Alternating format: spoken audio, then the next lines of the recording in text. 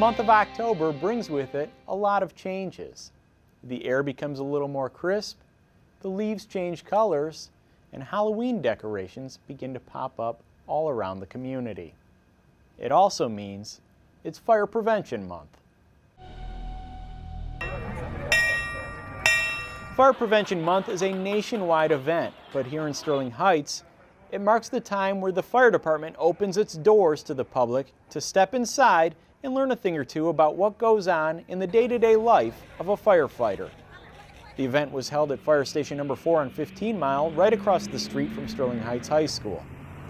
Luckily, that Sunday held perfect weather for the outdoor event, as kids and their parents were given tours of the fire department's inner workings.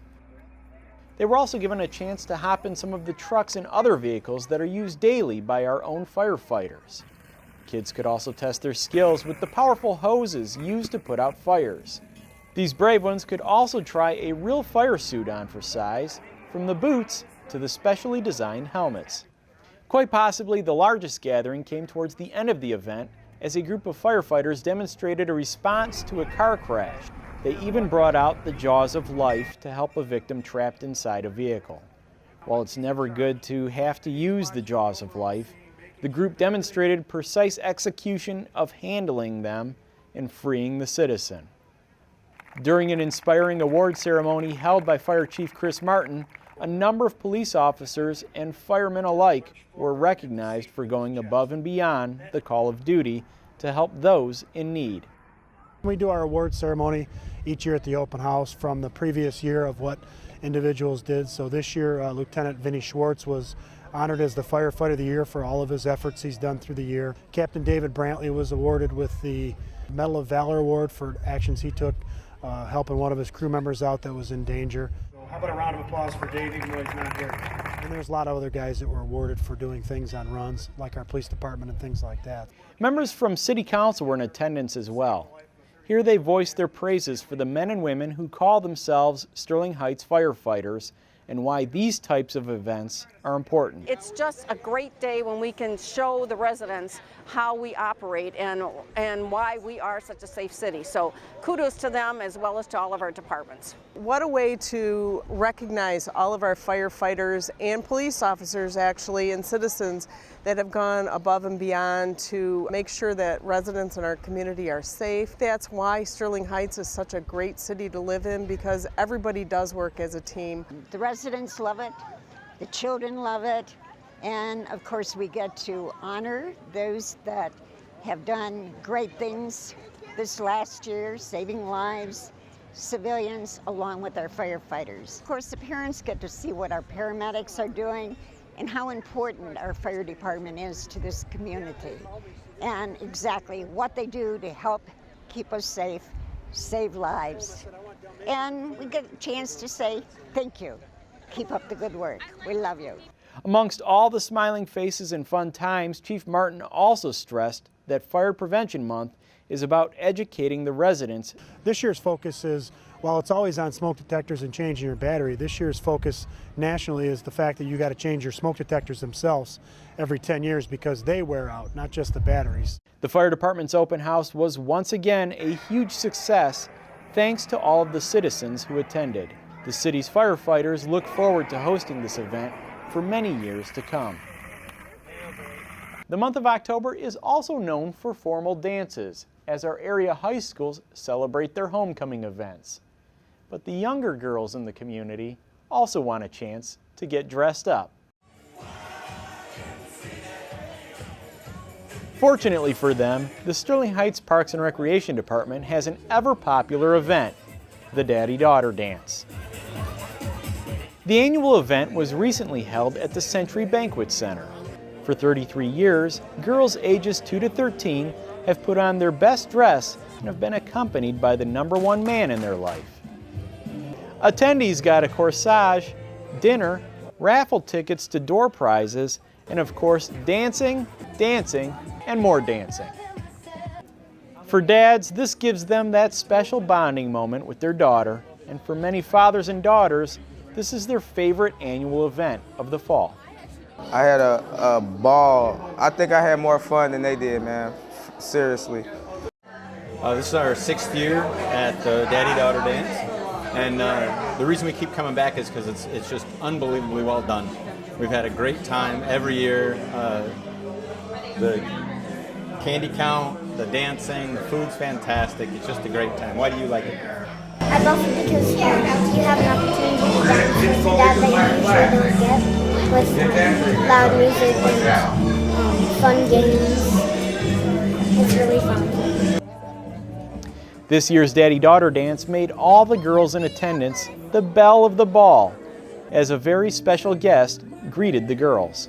If you've ever traveled through Pittsburgh or Philadelphia, you may have stopped at a little place called Ritas Italian Ice.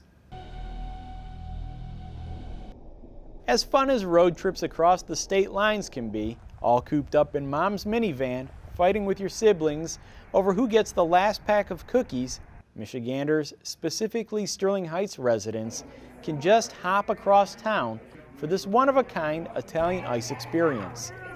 This Ritas marks the first and only Ritas in the state. The shop is located on Hayes Road, just south of Hall Road, next to the Chicken Delight restaurant. With their roots going back to the Pittsburgh area some 20 years ago, they've developed over 90 different Italian ice flavors and multiple frozen ice products. Some of the most popular flavors include mango and strawberry, but be sure to stop by to try them out for yourself. The general manager of Ritas, Mariah Dean, also hails from the original birthplace of this sweet treat establishment and remembers going there as a kid.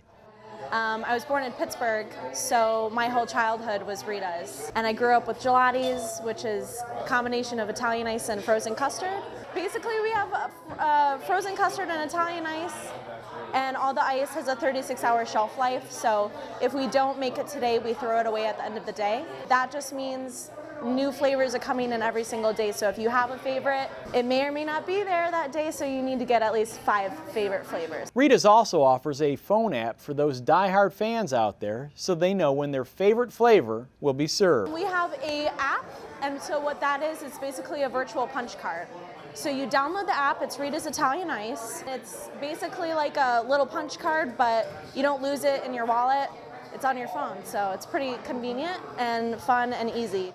With Sterling Heights being the 4th largest city in the state, it's not that hard to come across some very unique people. Often people with talents and skills that others simply don't have. In this case, Tony Gonzalez was recognized for his talents as the featured artist. Tony possesses a talent known specifically as the art of fan carving. The best part about these fan birds is that they are made entirely from one single piece of wood. The art, it's an ancient Russian folk art, and it dates back 400 years, and they would make them out of multiple pieces of wood. They would create the wings and then attach it to the body of a bird. The people that possess this specific skill are slim to none. Aside from Tony, only one other family from northern Michigan is known to have made these extremely rare carvings. I would watch a lot of woodworking shows, and one of the shows is called the Woodwright Shop. It's out of North Carolina, and they actually had a guest from Michigan on there showing how to do the fan carving. So I was excited that there was a Michigander on the show and watched the show, and it was something quite different than building furniture. After the show, I got a piece of wood, and I started that day and made my first fan. It wasn't pretty, but it worked. The mechanics of it worked. Tony does have a benefit of living in Michigan because the best wood to use for these carvings is found in our state. The type of wood is very important. I use mostly northern white cedar, and the reason being is the straight grain and flexible fibers. It's a soft wood, so it's easy to work with. I have a friend up north that's got land that has cedar, and he'll bring me back some logs of fallen trees. Be sure to stop by the lower level of City Hall to check out Tony's work for yourself, or you can check out his website at woodfanbird.com. A groundbreaking event was recently held for a new Michigan Schools and Government Credit Union branch. This marks the second branch within the city limits. The brand new building is being built from the ground up at the northwest corner of 18 Mile and Mound.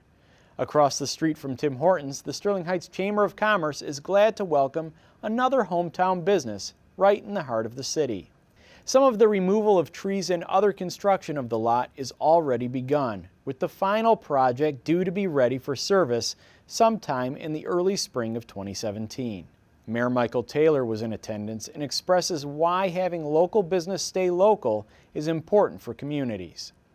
Having local businesses, having local financial institutions for people to invest their money in pays huge dividends for our whole community. And we know that the economic impact of when you invest in a credit union that's locally owned is much bigger than if you were to invest in a big bank. So I'm happy to support the credit union and happy to see them moving into Sterling Heights.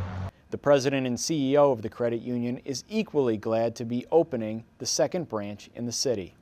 We have a great relationship with the Sterling Heights community, and we're looking forward to deepening our relationship in the community, providing convenience for the many thousands of members of Michigan Schools and Government Credit Union, as well as adding convenience and opportunity for other consumers to join the credit union. That's going to wrap up this edition of Sterling Report. Till next time, take care.